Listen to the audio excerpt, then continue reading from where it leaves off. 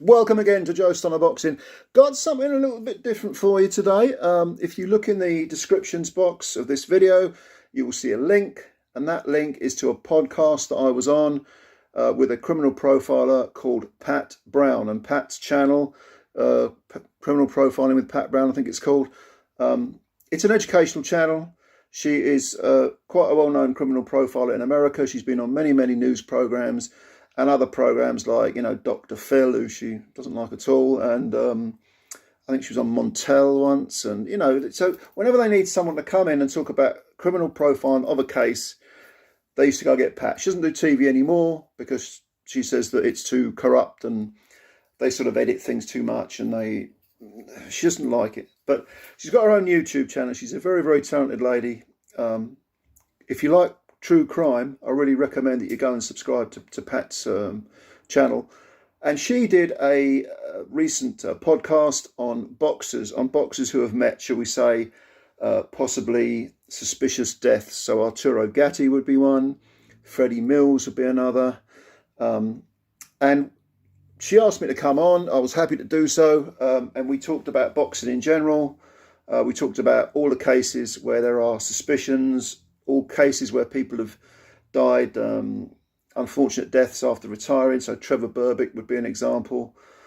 And, it's a 3-hour podcast. Don't get me wrong. You've got to have some time to listen to it, or you may just want to listen to bits and pieces.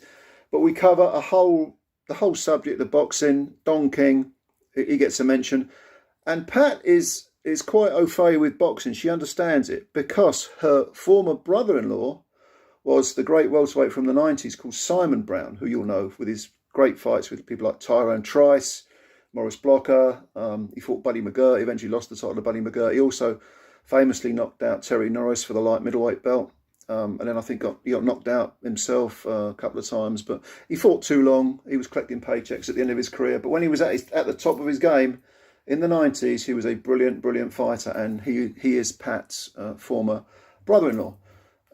Managed by Don King, so we had some interesting things to say about Don King. No one walks away from dear old Mr. King with all their money, let's put it that way. But yeah, if you like a bit of true crime, if you're interested in boxing and you want to hear Pat's take and my take on famous fighters who met a rather suspicious end or a sticky end, shot, whatever the case was, click on that link.